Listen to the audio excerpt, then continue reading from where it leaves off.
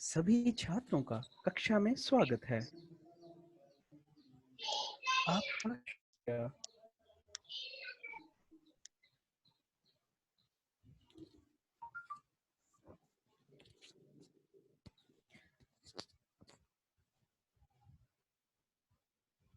सभी प्रतिभागियों से गुजारिश है, सर ज़ीशान का स्वागत करें। जी स्टूडेंट्स, अस्सलाम वालेकुम। आई होप आप लोग सब खैरियत से होंगे। रमज़ान का महीना अच्छा जा रहा होगा। आप लोगों को मेरी आवाज़ आ रही है? यस सर, यस सर, आ रही है। रही है। चलें ठीक है। तो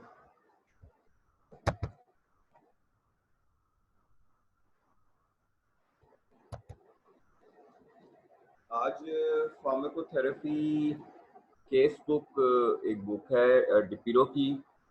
उसमें से हम लोग अल्सरेटिव कोलाइटिस का केस है वो स्टडी करेंगे। तो आप लोग मेरे साथ रहेगा। टाइम टू टाइम जो है कुछ ऐसी टर्म्स आएंगी जिसके लिए मैं आपको कहूँगा कि गूगल से सर्च करके ज़रा उसकी डिटेल पता करें। ठीक है जी, स्क्रीन शो हो रही है?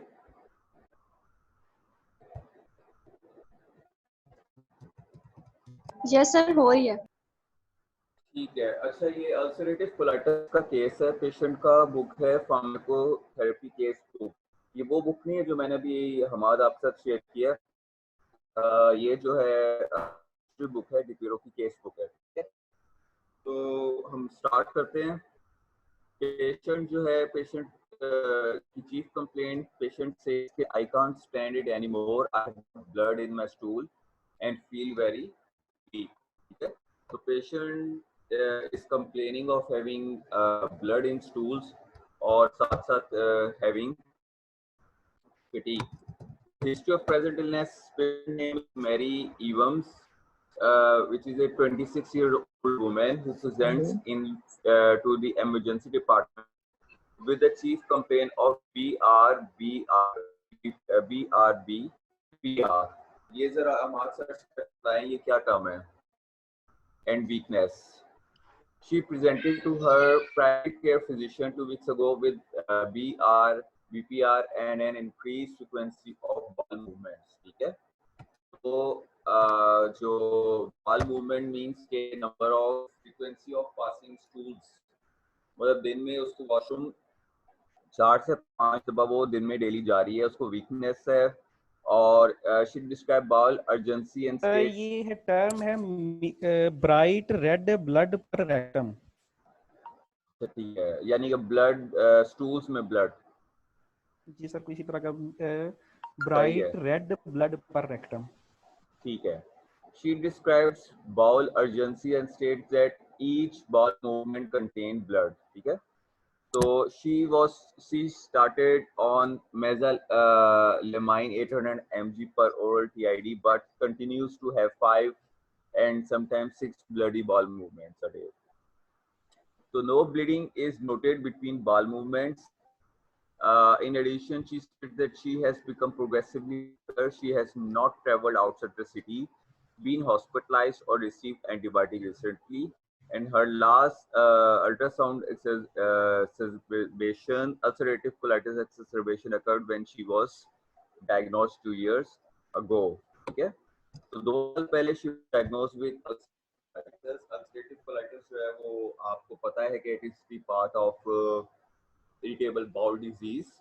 तो पेशेंट की जो कंप्लेंट्स हैं उसमें ब्लड एंड स्टूल है और multiple high frequency of stools per day. ठीक है, तो पास्ट मेडिकल हिस्ट्री में patient has hypertension and ulcerative colitis which was diagnosed 2 years ago। Family history में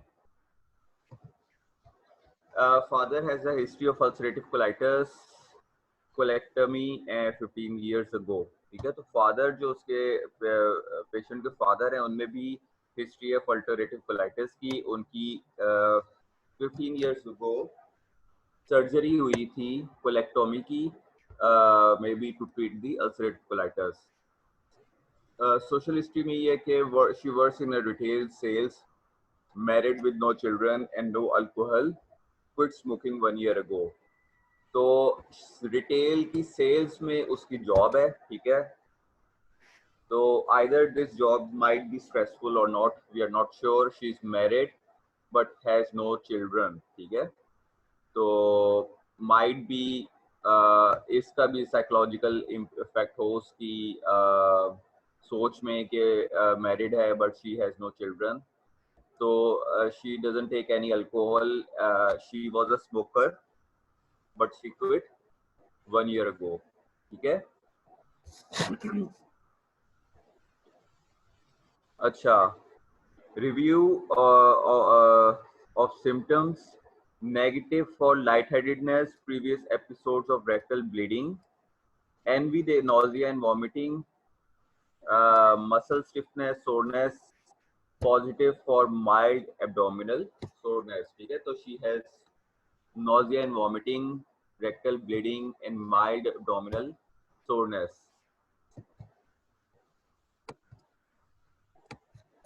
अच्छा, अब नेक्स्ट पोर्शन में आ जाएं तो medications में she is taking hydrochlorothiazide 25 mg per oral once daily for 3 years for hypertension। This is a diuretic plus lectinase granules। ये जरा Ariz search करेगा what is lectinase granules every 3 day। अच्छा जी, फिर फिजिकल एग्जामिनेशंस में जर्नल एग्जामिनेशन में A&O, pleasant, healthy appearing Caucasian woman in NAD appetite and pale। Journal appearance उसकी जो है प्लेजेंट है, हेल्दी अपीयरिंग वुमेन। सर ये लैक्टिन ग्रैन्यूल्स हम प्रोबायोटिक के तौर पर यूज करते हैं टू एड इन डाइजेशन। अच्छा ठीक है, सही है, ठीक है। अच्छा, वाइटल साइंस में आ जाएं तो एट 8 AM सुबह के टाइम जो है blood pressure lying down 135/63, pulse rate जो है 61 beats per minute, blood pressure standing is 112/65, और पल्स जो है वो 89 beats per minute. Do you think ये पल्स और ये जो ब्लड प्रेशर है दैट इज स्लाइटली लो या एबनॉर्मल? हाँ जी, दानियाल हैं यहाँ पे? Yes sir. जी, क्या ख्याल है आपका? ब्लड प्रेशर 112 और पल्स इज 89 स्टैंडिंग।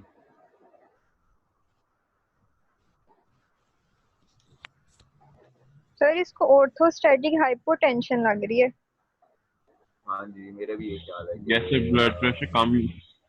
वीकनेस है तो माइट बी के स्लाइटली ब्लड प्रेशर लो है इसका। अच्छा, रेस्पिरेटरी रेट जो है 20 है, टेम्परेचर 37, पल्स ऑक्सीमेट्री जो है वो 96% है, वेट 63 kg है, हाइट जो है वो 5'6" है, ठीक है। तो ये आप लोग इसका दानियाल इसका जरा बॉडी मास इंडेक्स कैलकुलेट करके बताएगा पेशेंट का। Okay sir.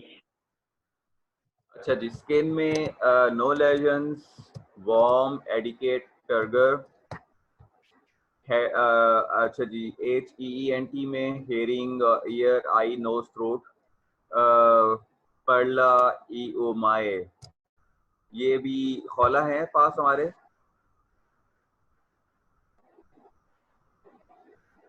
जी, खौला प्रेजेंट है? Yes, sir, I'm here. जी खौला, आप जरा ये दोनों टर्म सर्च करें। Sure. Negative for iritis, uveitis, conjunctivitis, ठीक है, मतलब उसको आई में कोई इन्फ्लेमेशन नहीं है किसी किस्म की।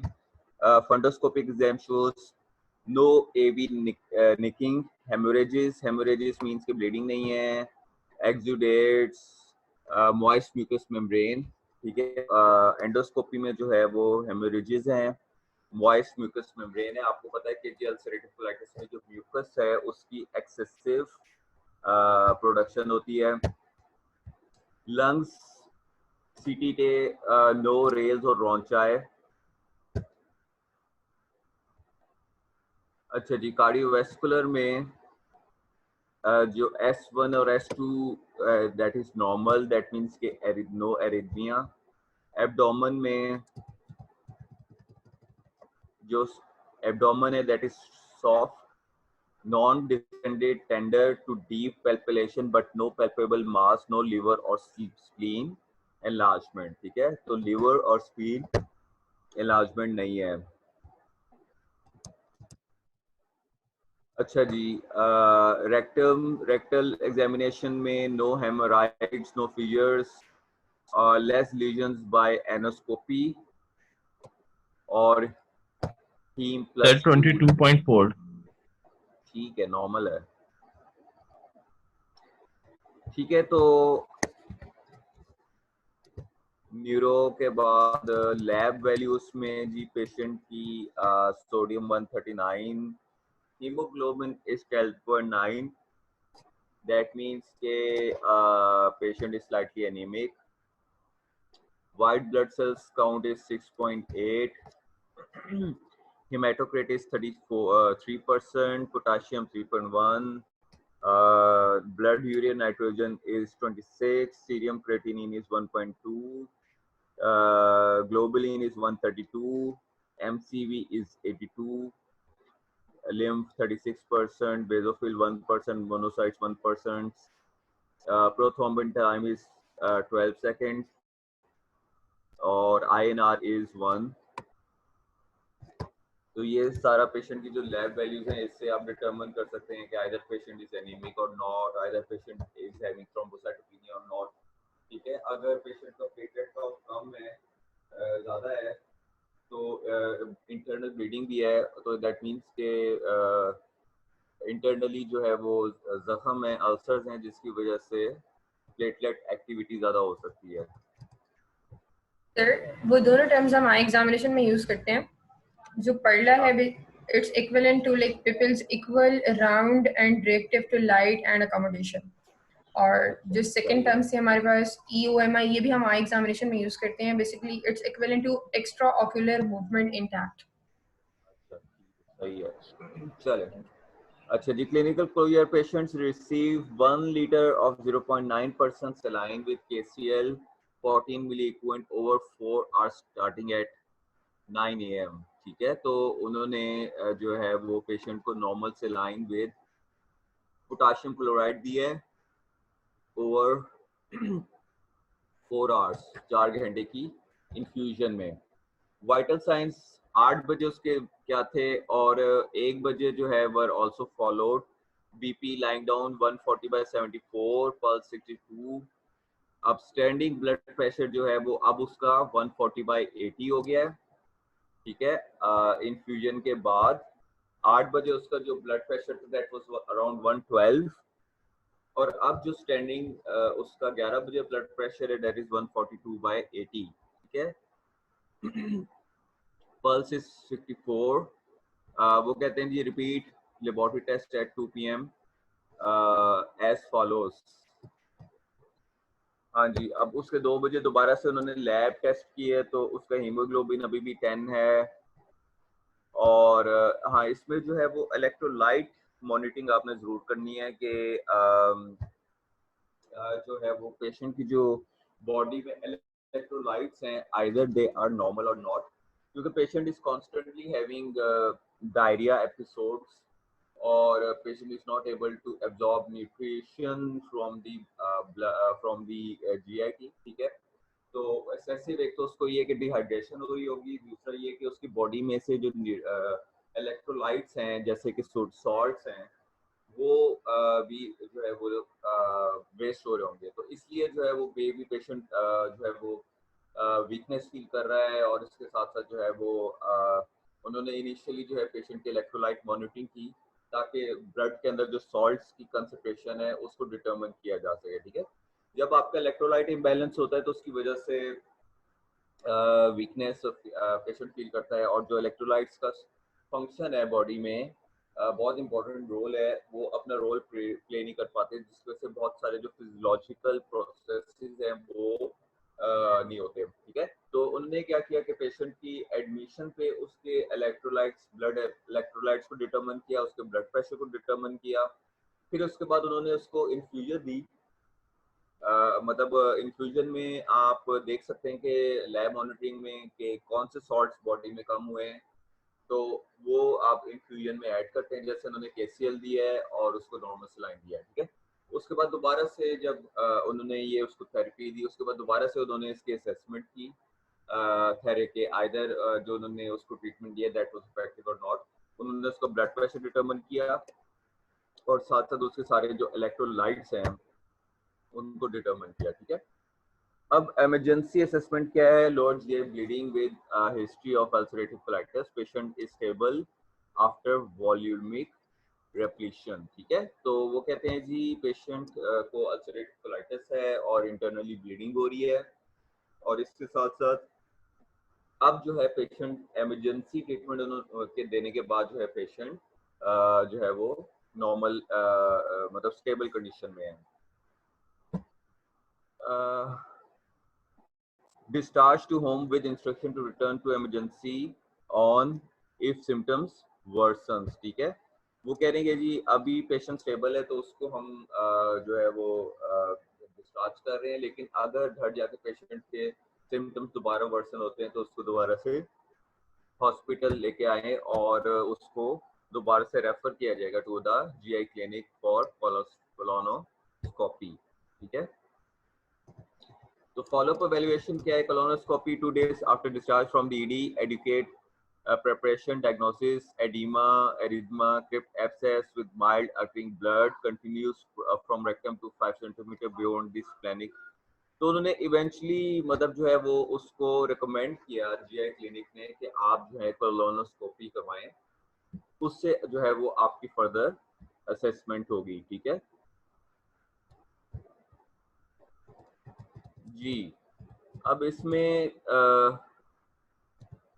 क्वेश्चंस क्या है जी? Problem identification, all of the patients drug therapy problems, patients drug therapy problems those existing at her initial presentation to the emergency department। They list all the signs and symptoms and lab values that indicate the presence and severity of the ulcerative colitis, also include pertinent negative findings। तो sign and symptoms आपके ख्याल में इसमें क्या है patient में ulcerative colitis को जो कि डिटरमिन करते हैं या इंडिकेट कर रहे हैं? कौन सी लैब वैल्यूज हैं जो कि हेल्प कर रही हैं इन द डायग्नोसिस के पेशेंट हैज अल्सरेटिव कोलाइटिस, और presence and severity of the ulcerative colitis. आप लोगों को पता है कि क्लासिफिकेशन है अल्सरेटिव कोलाइटिस की, वो आपकी स्लाइड्स में मौजूद है, तो उसकी बेस में आप जो है इसकी क्लासिफाई करें कि ये पेशेंट जो है वो किस सिविरिटी में है अल्सरेटिव कोलाइटिस की। अच्छा ठीक है, तो अब drug therapy problems including those existing at initial presentation to the emergency department. तो पेशेंट कहीं कोई ऐसी मेडिकेशन तो नहीं ले रहा जो उसके अल्सरेटिव कोलाइटिस को फर्दर एग्रावेट कर रही है? ऐसी मेडिकेशन अगर आपको उसकी जो है वो प्रोफाइल में नजर आ रही है तो आप उसको जरूर इंडिकेट करें। अच्छा, इसकी हाइड्रोक्लोरोथायजाइड का उसमें जो है वो आप थोड़ा सा ड्रग प्रोफाइल अगर स्टडी करें तो उसमें देखें कि GI कोई साइड इफेक्ट्स तो नहीं है इसके हाइड्रोक्लोरोथायजाइड के, और इसके अलावा जो है वो ग्रेन्यूल्स जो है वो तो ऑलरेडी प्रोबायोटिक्स हैं। अच्छा जी, desired outcomes, what are the short and long term pharmacotherapy goals for this patient? तो इस पेशेंट, आप ये भी स्लाइड्स में मैंने मेंशन किए हैं कि गोल्स ऑफ थेरेपी, तो इस पेशेंट के लिए जो है वो आप गोल्स का क्या सेट करना चाहेंगे? ठीक है, इसके अलावा therapeutic alternatives. What non-drug therapies might be useful for this patient? What feasible pharmacotherapeutic alternatives should be considered for the treatment of ulcerative colitis? ठीक है, तो इसके साथ साथ जो ट्रीटमेंट ऑप्शंस मेंशन्ड है आपकी स्लाइड्स में, आप उसमें देखें कि जी इन्होंने इस पेशेंट को सिर्फ जो है वो क्या कहते हैं इलेक्ट्रोलाइट्स इन्फ्यूजन दी है, उन्होंने कोई एंटी डायरियल पेशेंट को नहीं दिए, कोई अदर मेडिकेशन नहीं दी अल्सरेटिव कोलाइटिस के लिए। तो आप जो है वो स्लाइड से ज़रा ये स्टडी करें और डिटर्मिन करें कि जी इस पेशेंट में क्या और जो ट्रीटमेंट ऑप्शंस है वो यूज़ की जा सकती थी। ठीक है, optimal plan, what drug dosages form schedule and duration of therapy are best for this patient based on your assessment. ठीक है, एक तो ये कि आप तो पेशेंट की जो है डिजीज असेसमेंट करें और फिर उसकी बेस पे आप डिटर्मिन करें कि जी उसके लिए सूटेबल ट्रीटमेंट ऑप्शंस क्या होंगे। फिर what alternative should be considered if patient falls to respond to the therapy. ठीक है, तो अगर पेशेंट जो है वो थेरेपी को रिस्पॉन्ड नहीं करता तो सूटेबल ऑप्शन क्या है।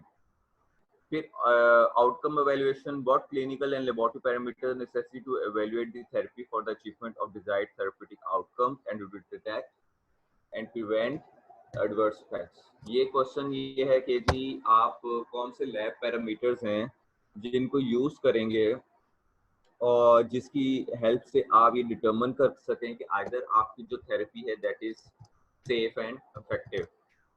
ठीक है,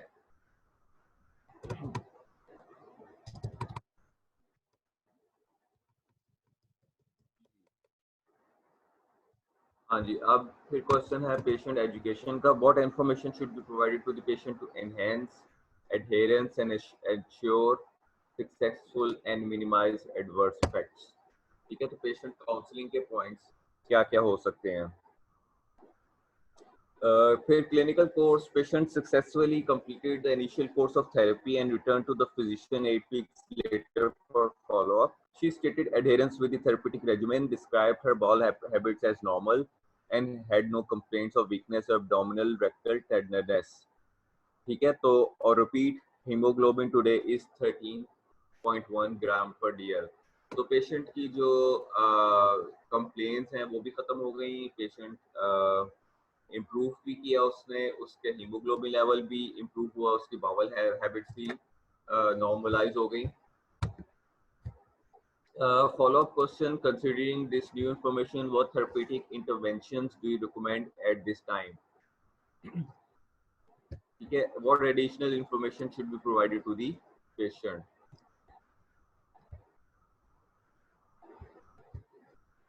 अच्छा, अब इसमें ये है कि रात को मैं ये पॉइंट सोच रहा था, आप लोगों से जो डिस्कशन हुई थी तो उसमें ऐसे है कि हम लोग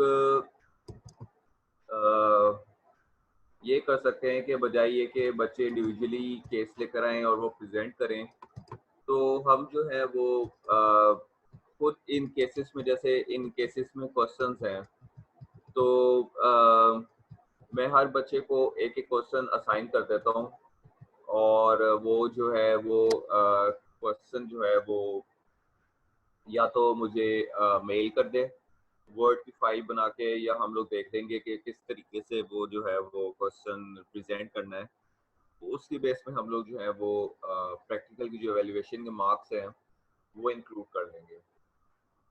तो उसमें जैसे ये कि अब इसमें काफ़ी सारे पोर्शन हैं, जैसे प्रॉब्लम आइडेंटिफिकेशन है, डिजायर्ड आउटकम्स हैं, therapeutic alternatives, optimal plan, outcome evaluation.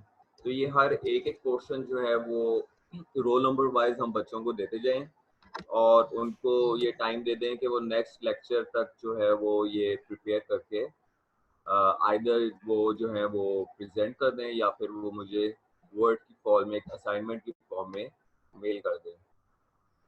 तो इस तरह से कुछ हो सकता है।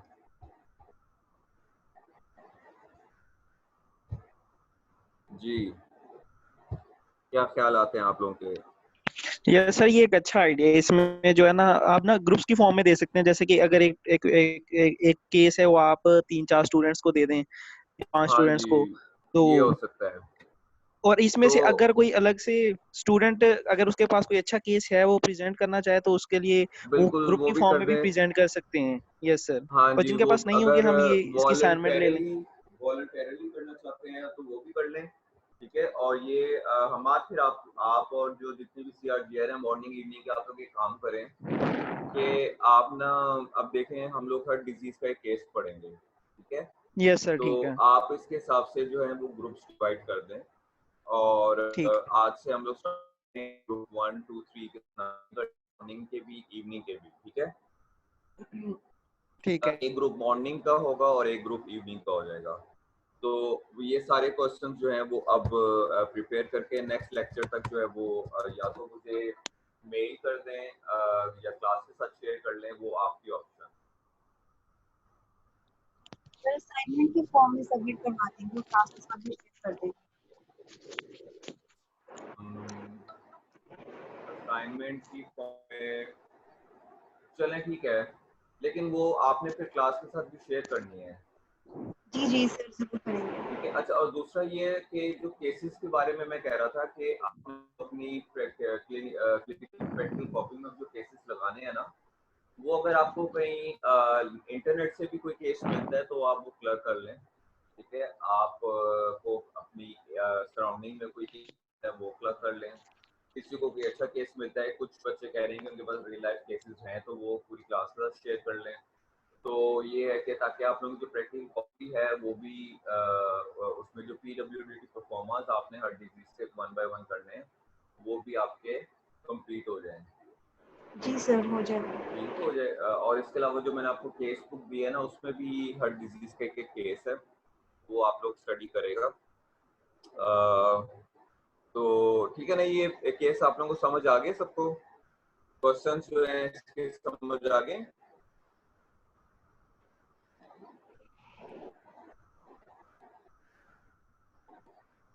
हमारा आप ना आज ग्रुप बना के लिस्ट बना के मुझे दे दें, तो 1 बाय 1 आज जैसे अल्सरेटिव कोलाइटिस का केस है, ये जो है वो बच्चों को मैं ये वीडियो में भी आ गया होगा, ठीक है। Yes sir.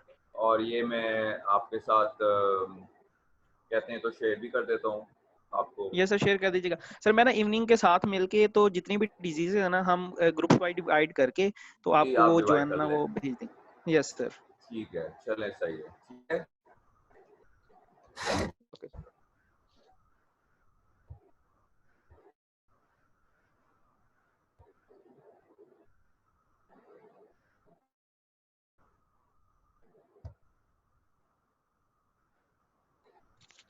बस सर मीटिंग खत्म कर दें। हाँ जी।